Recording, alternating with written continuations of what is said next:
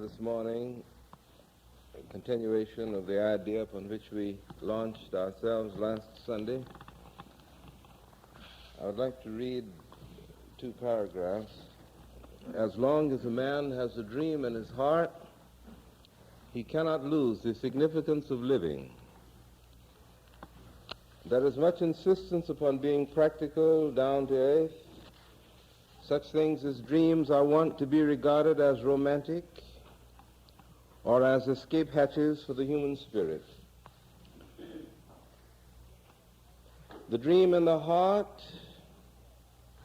is the outlet. Men cannot continue long to live if the dream in the heart has perished. It is then that they stop hoping, stop looking, and the last embers of their anticipations fade away. The dream is one with the living water welling up from the very springs of being, nourishing and sustaining all of life. Where there is no dream, the life becomes a swamp, a dreary, dead place, and deep within, a man's heart begins to rot. The dream need not be some great and overwhelming plan. It need not be a dramatic picture of what might or must be someday. It need not be a concrete outpouring of a world-shaking possibility of sure fulfillment. Such may be important for some, such may be crucial for a particular moment of human history, but it is not in these grand ways that the dream nourishes life.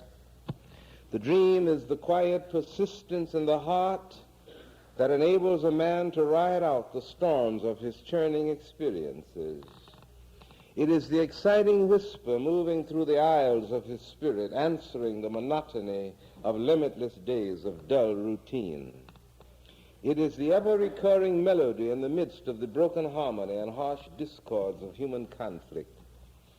It is the touch of significance which highlights the ordinary experience, the common event. The dream is no outward thing. It does not take its rise from the environment in which one moves or functions. The dream lives in the inward parts. It is deep within where the issues of life and death are ultimately determined. Keep alive the dream, for as long as a man has a dream in his heart, he cannot lose the significance of living.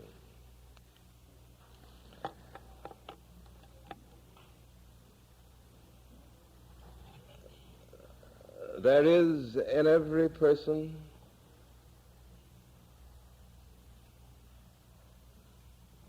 an inward sea.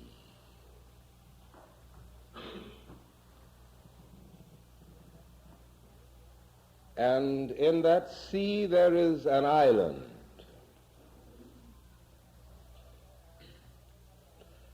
And on that island is an altar. And there stands God over that altar, the angel with the flaming sword.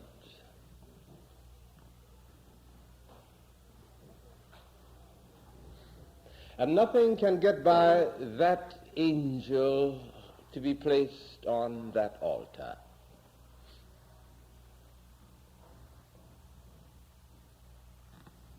Unless it has the mark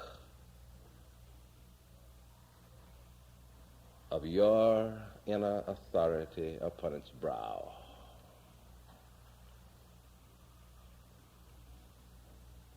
And what gets by the angel with the flaming sword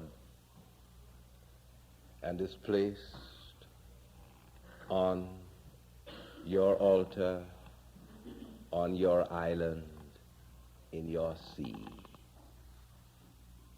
becomes a part of what a friend of mine calls the fluid area of your consent, the center of your consent. And what becomes the center of your consent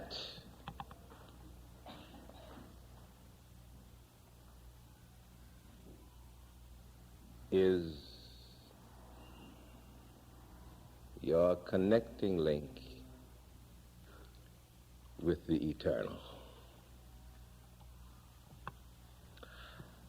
Now, that is all of the sermon, but I won't sit down.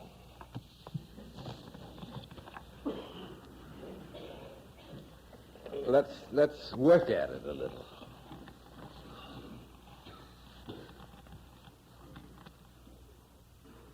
How does one chart that sea? How does one chart it?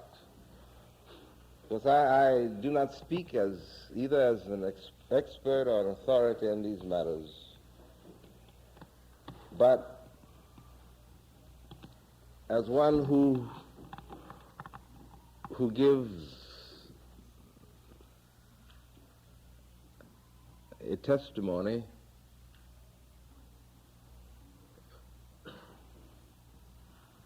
that is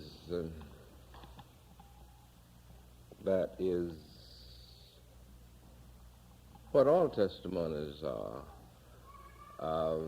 Hit or miss. Testimonies reflect the true status. So some things that we will say as we talk this morning will be helpful, and some things will not be. But they are the testimony, they are the witness.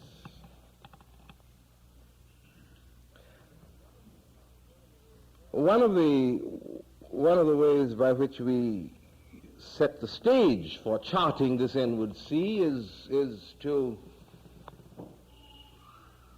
get away from traffic,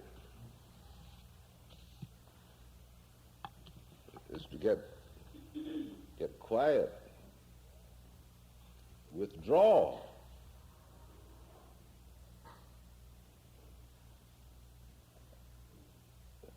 Cultivate the quiet time.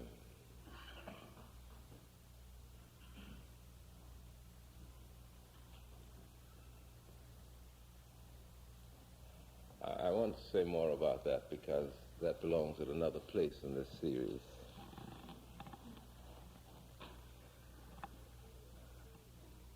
And then the first thing that happens, that, as it would seem to me, is that I must do a very difficult thing. I must accept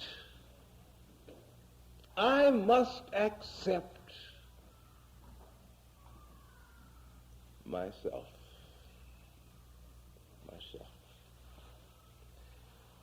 Bear in mind the thing we're talking about now. We're talking about how we chart our inward sea to get the thing that is authentic in us, placed on the altar, that it may become a part of the fluid area of our consent, the nerve center of our consent. I must accept myself. I must find out without morbidity, without trying to be a psychologist or a psychiatrist, just being an ordinary human being who's trying to learn how to live. Nothing sectionally brilliant.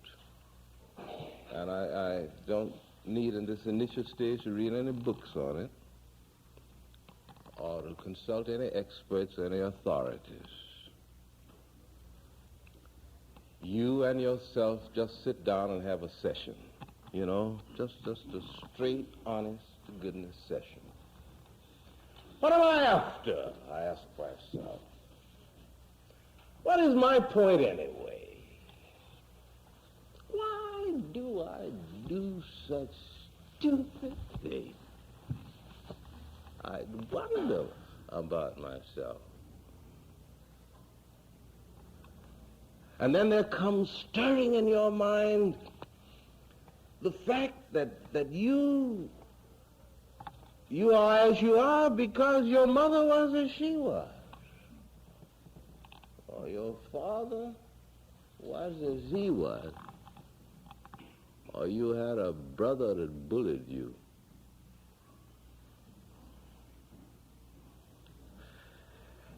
And as soon as you begin engaging in such thoughts, you get sidetracked.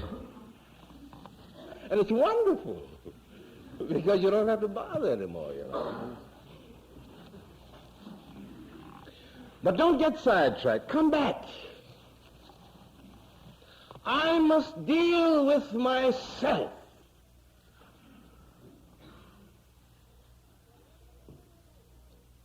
Whatever it is that I shall grow into, whatever it is that I shall become,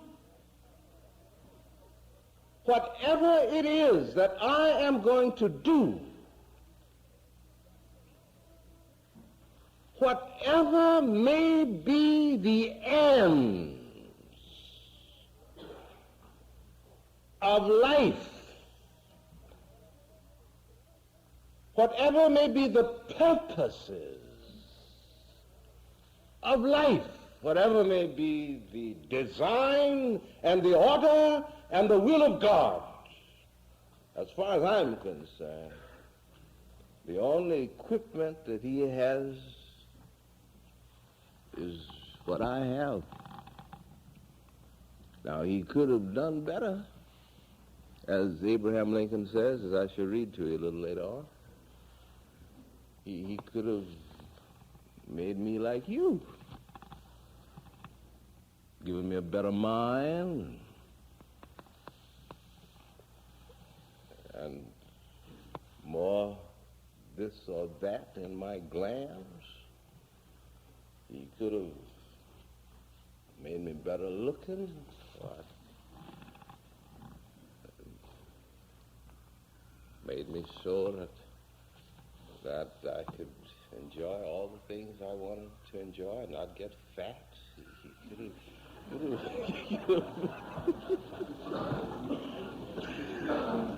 He could have done all those things, but he didn't. This is it. This is it. So I just as well, in the process of charting the sea, I just as well stop looking around and settle in for the long pull with me. Now, once I do that, a lot of things are going to happen.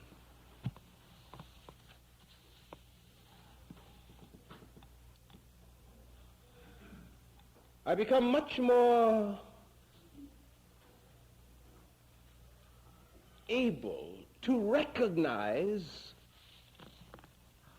how to say this? I see it. Let's see. I become much more able to recognize expressions of my life, things I do, as objects of which there is a subject. Do you understand what I'm saying? No, I don't think you do. Now, let's try it again, because this is crucial. I've become much more able than previously to recognize things that I do, to see myself doing those things as the object, the result, put it that way. The result, these things I do, are the result of some other things at which I'm not looking. Well, I'm still trying, and we're a little closer together, but we're not quite there yet. As you begin to get acquainted with yourself in the sense in which I'm talking, and you look back upon some incident, some experience that you've had, and as you look back upon it, you see yourself behaving in that situation in a certain way. And you thought that you decided on the spur of the moment in that situation to behave that way. But when you look at it, you discover that you are behaving that way not in response to the situation in which you are, but in response to something that happened to you yesterday or the day before, the day before, the day before. That was the thing that was at work, to which you were responding in that situation, and it wasn't the situation at all. So the judgment that you had on the situation, these people did this, these people brought this bad thing out in me, these people were responsible for my making the kind the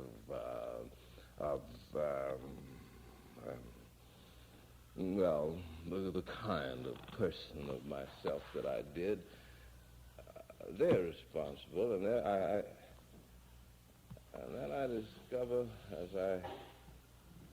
as I began to understand, what is this equipment? What is this that I am? That most of the time I am the object.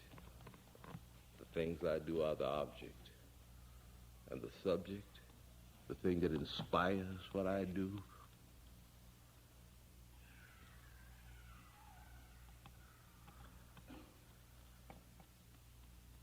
I have to get great discipline to get the courage to look at it.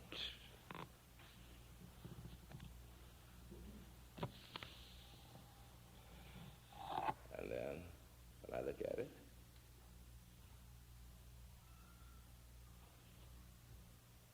and accept it, this is I. Right beside it, there are some other things that are I, that are as positive as this thing I'm looking at is negative. So, as I began to accept myself, there comes along with that acceptance, you see, all of me, the good and the not good, you see. Whereas when I work at this thing, trying to straighten myself out, I am tempted only to see the things in me that are negative things. And what I'm saying is to look at the good and the bad, and I see myself as a mixture. And then as I look back, I begin to design certain trends, and it may be that my trend is negative. I don't know. It may be my trend is positive, but as I begin to do this and become very quiet, a strange thing begins to happen.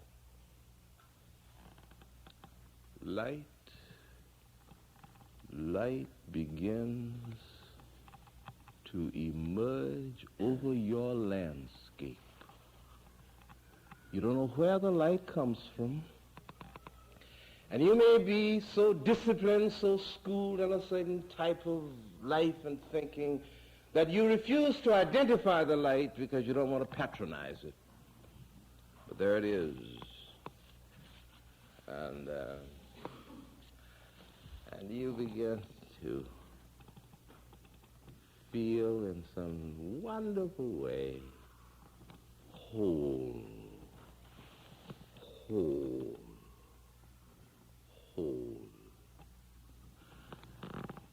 Now, there's another step. Second thing to do in this process of charting the sea, you discover what kind of person you like, and what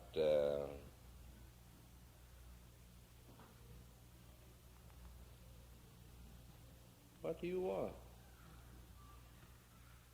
What do you want? What do you want?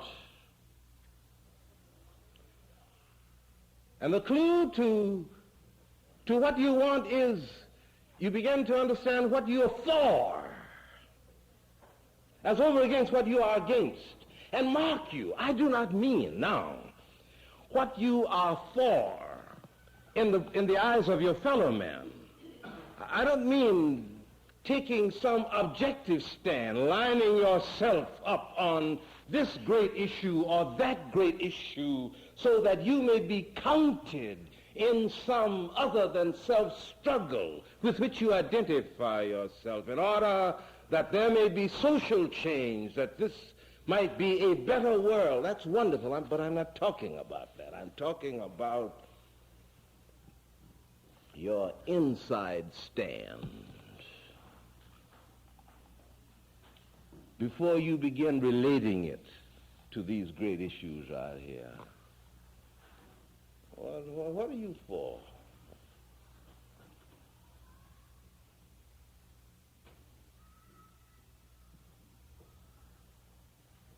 Are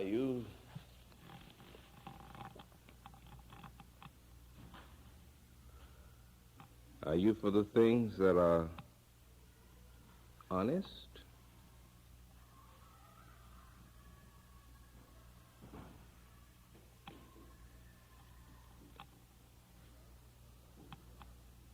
Without regard to how they may be regarded by your fellow men, because they may not be regarded as being honest, you see. Way down inside, how do you vote your ticket? How? What are the things that you are for? You are for, not your gifts are for, not the talents of your mind or your brain, that sort of thing. That's important, but that is not what I'm talking about now. Not the things you support with your money. I'm not talking about that. Not the things you're for with the words you speak. I'm not talking about that necessarily. But what are you for? You.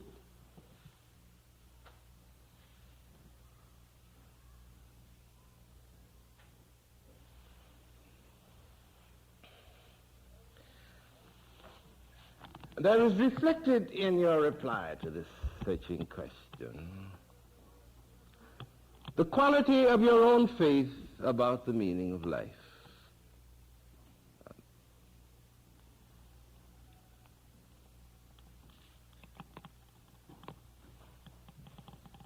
Now, do you believe in life? Do you believe in life? Are you for life or are you against life?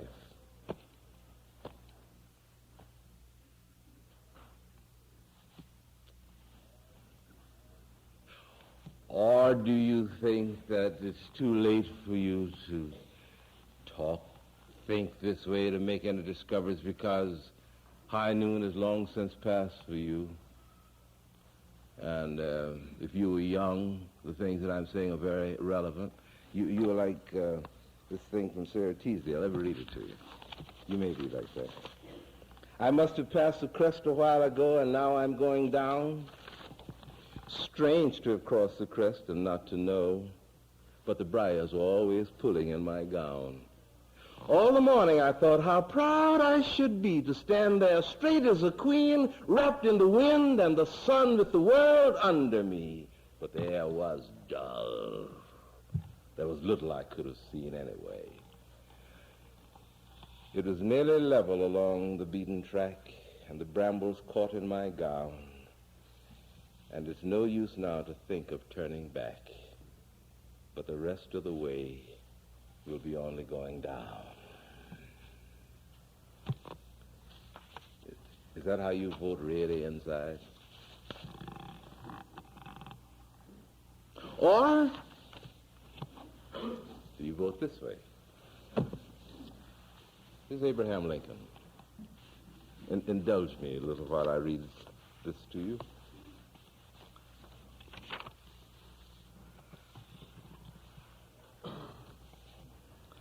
I've never found a church that I could join, although I prayed in churches in my time and listened to all sorts of ministers. Well, they were good men, most of them, and yet the thing behind the words is hard to find. I used to think it wasn't there at all, couldn't be there. I cannot say that now. Now I pray to you and you alone. Teach me to know your will. Teach me to read your difficult purpose here, which must be plain if I had eyes to see it. There was a man I knew near Pigeon Creek who kept a kennel full of hunting dogs, young dogs and old smart hounds and silly hounds. He'd sell the young ones every now and then, smart as they were and slick as they could run. But the one dog he'd never sell or lend was an old half-dead, foolish-looking hound. You wouldn't think had sense to scratch a flea unless the flea were old and sickly too. Most days he used to lie beside the stove or sleeping in a piece of sun outside. Folks used to plague the man about that dog, and he'd agree to everything they said. No, he ain't much on looks, much on speed. Young dog can outrun him any time, outlook him, and out-eat him, and out-leap him. But mister, that dog is hell on a cold scent. And once he gets his teeth in what he's after, he don't let go until he knows he's dead. I am that old deaf hunting dog, O Lord. And the world's kennel holds 10,000 hounds, smarter and faster and with finer coats, to hunt your hidden purpose up the wind and bell upon the trace you leave behind. But even when they fail and lose the scent, I will keep on, because I must keep on until you utterly reveal yourself and sink my teeth in justice soon or late. There is no more to ask of earth or fire, and water only runs between my hands. But in the air I'll look, in the blue air, the old dog, muzzled down to the cold scent, day after day, until the tired years crackle beneath his feet like broken sticks, and the last barren bush consumes with peace. I should have tried the course with younger legs. This hunting ground is stiff enough to pull the metal heart out of a dog of steel. I should have started back at Pigeon Creek from scratch, not 40 years behind the mark. But you can't change yourself, and if you could, you might fetch the wrong jackknife in the swap. It's up to you to whittle what you can with what you've got. And what I am for what it's worth. Hippo and legs and all, I can't complain. I'm ready to admit you could have made a better-looking dog from the same raw material, but since you didn't, this will have to do. Therefore, I utterly lift up my hands to you, and here and now beseech your aid. I have held back when others tugged me on. I've gone on when others pulled me back, striving to read your will, striving to find the justice and expedience of this case, hunting an arrow down the chilly airs until my eyes are blind with the great wind and my heart sick with running after peace. And now I stand and tremble on the last edge of the last blue cliff, a hound beat out, tail down and belly flattened to the ground. My lungs are breathless and my legs are whipped. Everything in me is whipped, except my will. I can't go on. And yet, I must go on.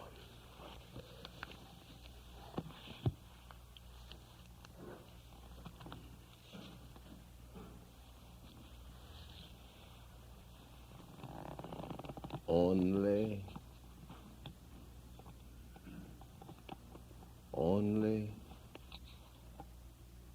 what?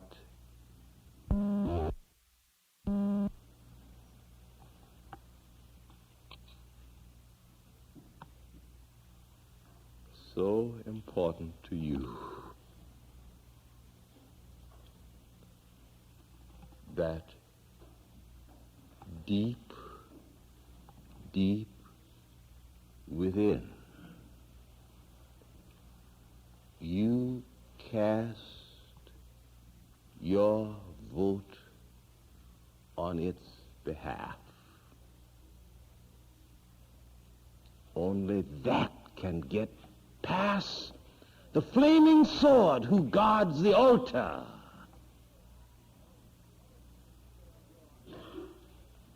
At the center of your island, in the midst of your inward sea.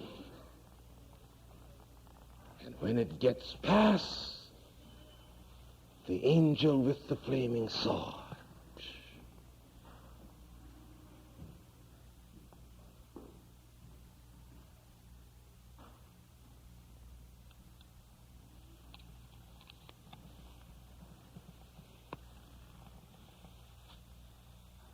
it is for you the will of the only God you can worship.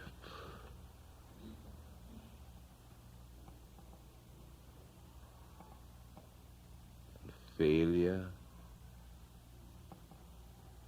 success, achievement, lack of achievement, disorder, frustration, all the things to which we are heir as we muddle along from day to day become surface things, while underneath the churning tempest of our days is the steady, rhythmic pulsing of the nerve center of our consent, which rhythm moves in cadence with the movement of the eternal. And there shall come a time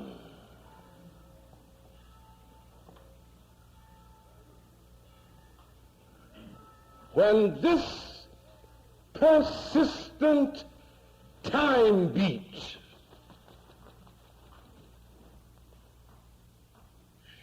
will bring order.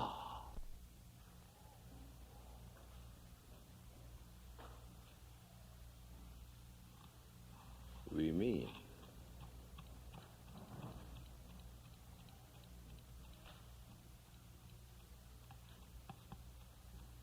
finally